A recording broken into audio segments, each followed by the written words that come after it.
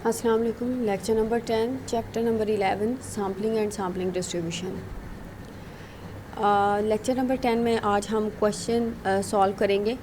Example एक solve करके बताऊंगी कि कैसे क्वेश्चन हम लोग सॉल्व करते हैं सैम्पलिंग और सैम्पलिंग डिस्ट्रीब्यूशन का। एग्ज़ाम्पल है 11.1। ए पॉपुलेशन कॉन्सिस्ट ऑफ 4 मेंबर्स, ठीक है, 3, 7, 11 and 4, 11 and 15. Considering all possible sample of size 2, which can be drawn with replacement from this population, find population mean, population standard deviation, mean of the sampling distribution of mean, the standard deviation of the sampling distribution of mean, verify the result. ठीक है, sampling distribution का जो question होता है वो इस form में होता है। क्वेश्चन में आपको पॉपुलेशन गिवन होती है, ठीक है। क्वेश्चन में आप लोगों को सैम्पल साइज़ गिवन होगा, ठीक है। सैम्पल साइज़ आम तौर पे 2 होता है या 3 होता है, इसी तरह के क्वेश्चन आएंगे। या समटाइम आपको क्वेश्चन में सैम्पल साइज़ 2 दिया जाएगा या सैम्पल साइज़ 3 दिया जाएगा। अभी जो मैं क्वेश्चन आप लोगों को कराने लगी हूँ वो सैम्पल साइज़ 2 के साथ है।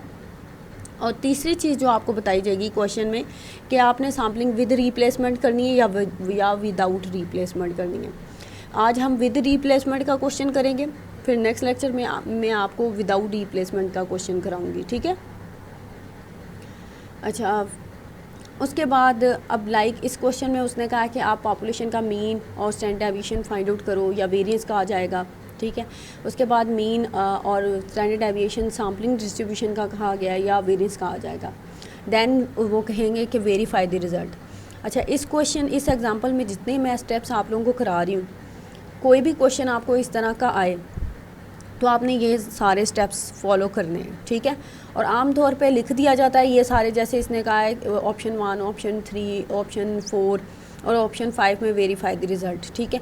या डायरेक्टली वो वेरीफाई द रिज़ल्ट भी समटाइम कह देता है। अब सॉल्यूशन की तरफ आते हैं। अब सबसे पहले हमने मीन और variance of population find out करना है, ठीक है। पॉपुलेशन आपकी थी 3, 7, 11 और 15। इसको आपने एक्स से डिनोट करना है, ठीक है। एक्स का स्क्वायर कर लेना है, यानी 3 का स्क्वायर 9, 7 का स्क्वायर 49, 11 का स्क्वायर 121, 15 का स्क्वायर 225 और आपने इन दोनों कॉलम को टोटल कर लेना है 36 और 404, ये आंसर आ रहा है। उसके बाद क्योंकि आपने पॉपुलेशन का मीन और वेरिएंस फाइंड आउट करना है, population mean is denoted by mu और उसका फार्मूला क्या होगा, summation x by capital N. क्योंकि ये आपकी अनग्रुप पॉपुलेशन है और इसमें 4 वैल्यूज़ गिवन है, तो आपने फार्मूला लगाना है summation x by capital N. क्योंकि पॉपुलेशन साइज़ को हम लोग डिनोट करते हैं कैपिटल एन के साथ और सैम्पल साइज़ को हम लोग डिनोट करते हैं स्मॉल एन के साथ। ये पॉपुलेशन है तो यहाँ पे डिवाइज़र में कैपिटल एन आएगा। So summation X is equal to 36 divided by 4। 4 is the population size और आपका म्यू का आंसर क्या आ गया, 9, ठीक है। उसके बाद आपने सिग्मा स्क्वायर फाइंड आउट करना है वेरिएंस ऑफ पॉपुलेशन, और वेरिएंस ऑफ पॉपुलेशन का फार्मूला आप लोग लगाएंगे summation x square divided by capital N minus summation x divided by capital N का होल स्क्वायर, ठीक है। यहाँ पे कैलकुलेटेड आंसर आप लोग सब्स्टिट्यूट करोगे 404 डिवाइडेड बाय 4, ठीक है। ये समीशन एक्स स्क्वायर का इसका आंसर है, तो आपने ये वाला आंसर जो है इधर सब्स्टिट्यूट कर देना है। उसके बाद आपने सब्स्टिट्यूट करना है summation x divided by N और उसका स्क्वायर करेंगे, ठीक है। 36 डिवाइडेड बाय 4 करेंगे और डिवाइड करके 9 आंसर आएगा। 9 का स्क्वायर लेंगे और माइनस करेंगे तो आपका आंसर आ रहा है 20, ठीक है। यहाँ पे पॉपुलेशन मीन का आंसर आ रहा है 9 और पॉपुलेशन वेरिएंस का आंसर आ रहा है 20। जैसे कि आपके फर्स्ट पार्ट में कहा था उन्होंने कि find mean and standard deviation of population. Mean find out हो गया, सिग्मा स्क्वायर फाइंड आउट हो गया। अगर आपने इसका स्टैंडर्ड डेविएशन फाइंड आउट करना है तो simply take the square root of this variance, तो आपका स्टैंडर्ड डेविएशन का आंसर आ जाएगा। अब हम लोग मूव करते हैं। थर्ड पार्ट में उसने कहा है कि मीन फाइंड आउट करें of sampling distribution of x bar का। तो सबसे पहले हम लोग एक्स बार की सैम्पलिंग डिस्ट्रीब्यूशन बनाएंगे, ठीक है। उसको सैम्पलिंग डिस्ट्रीब्यूशन ऑफ एक्स बार बनाने का तरीका क्या होगा ये आप लोगों को यहाँ पे समझने की ज़रूरत है। पॉपुलेशन राइट करेंगे 3, 7, 11 और 4। पॉपुलेशन साइज़ कैपिटल एन से डिनोट करेंगे, 4 वैल्यूज़ हैं तो 4 यहाँ पे आ जाएगा। Sample size which is given in your question small n is equals to 2।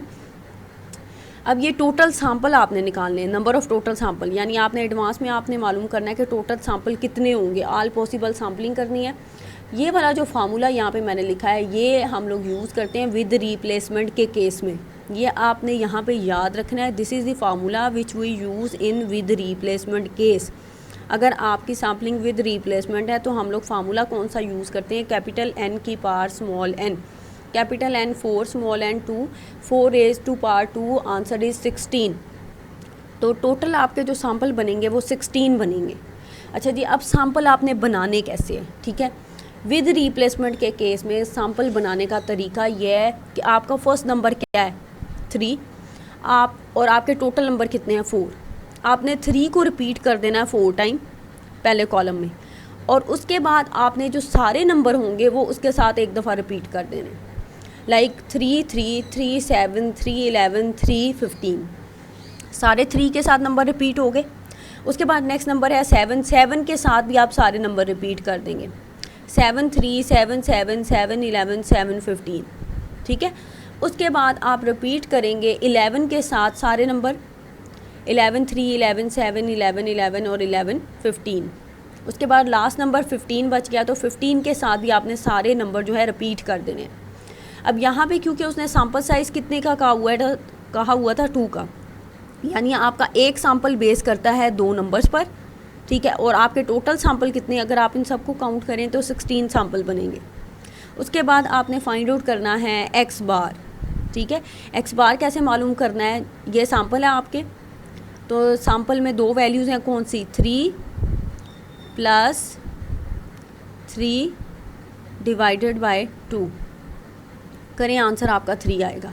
इसी तरह से नेक्स्ट मीन कैसे फाइंड आउट करेंगे, 3 प्लस 7 डिवाइडेड बाय 2, आपका आंसर आ जाएगा 10।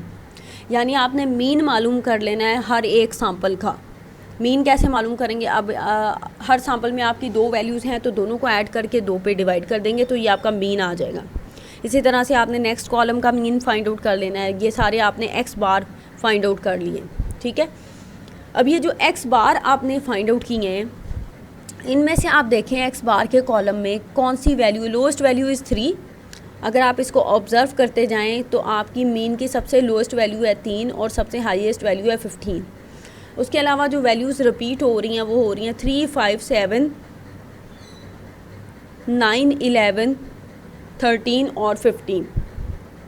अब आपने इसकी सैम्पलिंग डिस्ट्रीब्यूशन किस तरह से बनानी है, ठीक है। अब नेक्स्ट स्टेप में आपने, पहला स्टेप ये था कि आपने all possible sample find out कर लिए, उसके बाद आपने वो स्टैटिस्टिक फाइंड आउट कर ली जिसकी आपने सैम्पलिंग डिस्ट्रीब्यूशन बनानी है। लाइक यहाँ पे हमने मीन की सैम्पलिंग डिस्ट्रीब्यूशन बनानी है तो हमने हर सैम्पल का मीन फाइंड आउट कर लिया। उसके बाद हम इसकी सैम्पलिंग डिस्ट्रीब्यूशन ऑफ x बार बनाएंगे और इसका मीन एंड वेरिएंस भी मालूम करेंगे, ठीक है। सैम्पलिंग डिस्ट्रीब्यूशन बनाने का तरीका क्या है, ठीक है। x बार 3, जितनी उस x बार के कॉलम में रिपीटेड वैल्यूज़ होंगी, आपने यहाँ पे रेपिटेशन नहीं लिखनी, उन सारी वैल्यूज़ को पॉसिबिलिटी ऑफ वैल्यूज़ आपने लिख देनी है। 3 5 7 9 11 13 15, ये वो वैल्यूज़ थी जो उस x बार के कॉलम्स में रिपीट हो रही थी। फिर आपने क्या करना है कि आपने देखना है कि 3 कितनी दफ़ा हर कॉलम में रिपीट हो रहा है, 1 टाइम। 5 कितनी दफ़ा रिपीट हो रहा है उस सारे के सारे 16 के सैम्पल्स में, 2 टाइम। 7 कितनी दफ़ा रिपीट हो रहा है, 3 टाइम। 9 कितनी दफ़ा रिपीट हो रहा है, 4 टाइम। 11 कितनी दफ़ा रिपीट हो रहा है, 3 टाइम। 13 2 टाइम और 15 1 टाइम, ठीक है। आपने उन सब की रेपिटेशन देख ली है कि अरिथमेटिक मीन का जो कॉलम फाइंड आउट किया था वो हर वैल्यूज़ कितनी दफ़ा रिपीट हो रही है, वो हम फ्रीक्वेंसी के कॉलम में लिख देंगे। और फ्रीक्वेंसी के कॉलम को अगर हम टोटल करेंगे तो इसका आंसर जो भी आएगा वो आपके टोटल सैम्पल के आंसर से मैच होना चाहिए। यानी आपने टोटल सैम्पल कितने निकाले थे 16, तो फ्रीक्वेंसी का टोटल सैम्पल के इक्वल आना चाहिए। उसके बाद आपने f इंटू एक्स बार फाइंड आउट करना है। ये बेसिकली कैसे फाइंड आउट होता है, जो फ्रीक्वेंसी होती है हर एक रिस्पेक्टिव फ्रीक्वेंसी को आपने टोटल फ्रीक्वेंसी से डिवाइड कर देना होता है। लेकिन अगर आप लोग इसको ऑब्जर्व करें तो 1 डिवाइडेड बाय 16, 2 डिवाइडेड बाय 16, 16 क्या है total of the frequency, 3 divided by 16, 4 divided by 16, 3 divided by 2 divided by 16 और 1 डिवाइडेड बाय 16। उसके बाद आपने क्योंकि मीन और वेरिएंस फाइंड आउट करना है, तो मीन और वेरिएंस फाइंड आउट करने के लिए आपने नेक्स्ट 2 कॉलम्स फाइंड आउट करने हैं। नेक्स्ट 2 कॉलम्स कैसे आएंगे, अगर आप इसका हेडिंग देखें x bar into F into x bar, ठीक है। तो अगर आप इसको ऑब्जर्व करें तो इन दोनों कॉलम्स को मिलाएं तो ये आपका ये वाला कॉलम बन जाता है, ठीक है। सिमिलरली आप इन दोनों कॉलम्स को मल्टीप्लाई कर देंगे तो आपका ये कॉलम बन जाएगा, ठीक है। ये क्या आ गया, 3 इंटू 1 यानी 3/16, 5 into 2 10/16, 7 into 3 21/16, 9 into 4 is equal to 36/16, 11 into 3 33/16, 13 into 2 26/16, 15 into 1 15/26, ठीक है। ये इसका आंसर हो गया।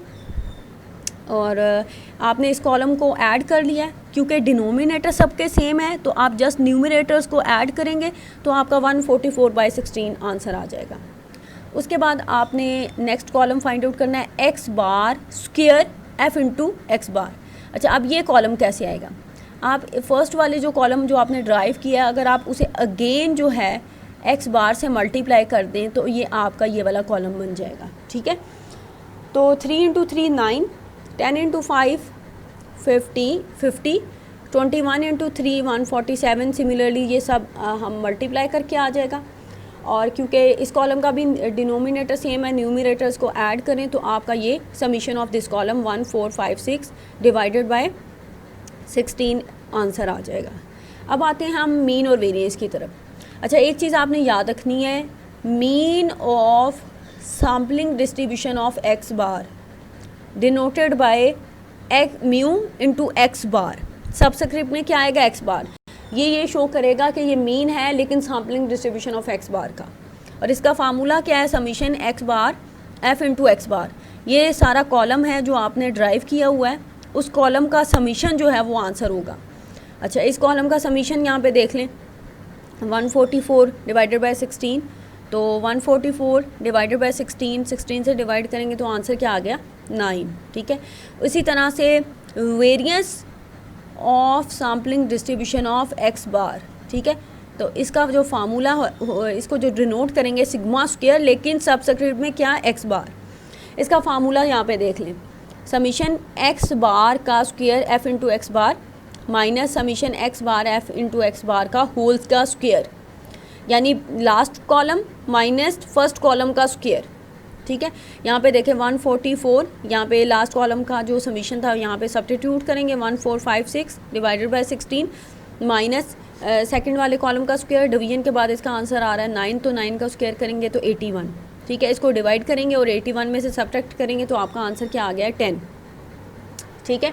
ये आपने थर्ड और फोर्थ ऑप्शन फाइंड आउट कर ली, यानी मीन और वेरिएंस आपने फाइंड आउट कर लिया of sampling distribution of x bar का, ठीक है। अब लास्ट ऑप्शन क्या थी आपके पास, लास्ट ऑप्शन आपके पास ये थी कि आपने वेरीफाई करने हैं रिज़ल्ट, ठीक है। अब वेरिफिकेशन देख लें, वेरिफिकेशन ये आपने याद रखनी है। फर्स्ट वेरिफिकेशन वो ये क्या है कि mu X bar should equals to mu, यानी पॉपुलेशन मीन का आंसर बराबर होना चाहिए mean of the sampling distribution of x bar. अगर आप इसको कंफर्म करें, पिछली स्लाइड्स में कंपेयर करें तो म्यू का आंसर था 9 और म्यू एक्स बार का आंसर भी 9 आया, so it is verify. So first property क्या हुई है, वेरीफाई हो गई है। अच्छा, उसके बाद सेकंड प्रॉपर्टी जो है वो है वेरिएंस के relevant, sigma square x bar is equal to sigma square divided by N. ये सेकंड प्रॉपर्टी है, ये इस रिलेशनशिप में आपस में इक्वल होते हैं, इसके अलावा नहीं। और ये जो रिलेशनशिप है ये आपका होल्ड करता है विद रिप्लेसमेंट के केस में सिर्फ, ठीक है। ये सेकंड प्रॉपर्टी आपकी होल्ड करेगी विद रिप्लेसमेंट के केस में, ये आपने याद रखनी है कि variance of sampling distribution of x bar is equal to variance of population divided by N. अब इसको बेशक वेरीफाई कर लें, इसका आंसर था 10 और इसका आंसर था 20 डिवाइडेड बाय एन क्या है, स्मॉल एन क्या है 2 पे से डिवाइड करें तो 10 इक्वल्स टू 10। तो सेकंड प्रॉपर्टी भी आपकी वेरीफाई हो गई है, ठीक है। ये आपने प्रॉपर्टी इस तरह से वेरीफाई कर दी। सम टाइम वो कह देता है कि स्टैंडर्ड डेविएशन को वेरीफाई करें। अगर आपने स्टैंडर्ड डेविएशन को वेरीफाई करना हो तो स्टैंडर्ड डेविएशन आएगा आपका स्क्वायर के बगैर और वो इस बराबर होता है सिग्मा, ठीक है, sigma divided by N square root. ये आपकी स्टैंडर्ड डेविएशन की प्रॉपर्टी होगी। और ये अगर आप इसको कंपेयर करें तो इक्वलेंट है अगर आप दोनों तरफ इसके स्क्वायर रूट अप्लाई करें, ठीक है, यहाँ पे भी स्क्वायर रूट अप्लाई करें और यहाँ पे भी स्क्वायर रूट अप्लाई करें। तो यहाँ पे देख ऑब्जर्व करें तो ये सिग्मा के स्क्वायर के बगैर हो जाएगा, और जिसके साथ स्क्वायर है तो वो स्क्वायर रूट से निकल जाएगा, और एन पे स्क्वायर नहीं है तो वो उसके ऊपर स्क्वायर रूट आ जाएगा। ये स्टैंडर्ड डेविएशन में आपकी प्रॉपर्टी अगर आप इसको ऑब्जर्व करें तो, ठीक है। अच्छा, विद रिप्लेसमेंट का क्वेश्चन आपने इसी तरह से करना है, लेकिन सैम्पल साइज़ 2 के लिए, ठीक है। सैम्पल साइज़ 3 के लिए मैं आपको प्रैक्टिस कराऊंगी, फिर उसके बाद हम उसके भी रेलिवेंट क्वेश्चन करेंगे। ये सैम्पल साइज़ 2 और विद रिप्लेसमेंट का क्वेश्चन था, ठीक है। इससे रेलिवेंट जितने भी क्वेश्चन होंगे आप इसी तरह से उसकी प्रोसीजर करेंगे। आगे होमवर्क के तौर पे मैंने 3 क्वेश्चंस दिए हैं, 11.1 A B part, 11.4 B part, 11.6 A part. ये जो तीनों क्वेश्चन हैं ये विद रिप्लेसमेंट के हैं और सैम्पल साइज़ 2 के साथ हैं, ठीक है। तो इनकी आपने प्रैक्टिस करनी है और ये सिमिलर वे से इसी तरह से होंगे जैसे मैंने आपको अभी क्वेश्चन की प्रैक्टिस कराई है।